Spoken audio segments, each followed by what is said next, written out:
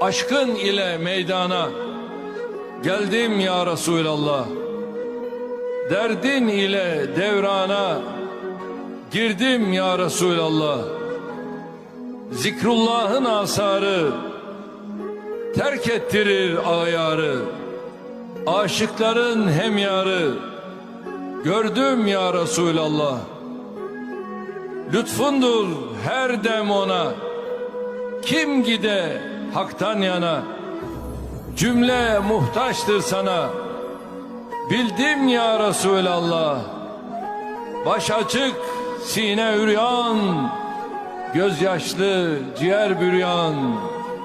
Canım yoluna kurban, kıldım ya Resulallah.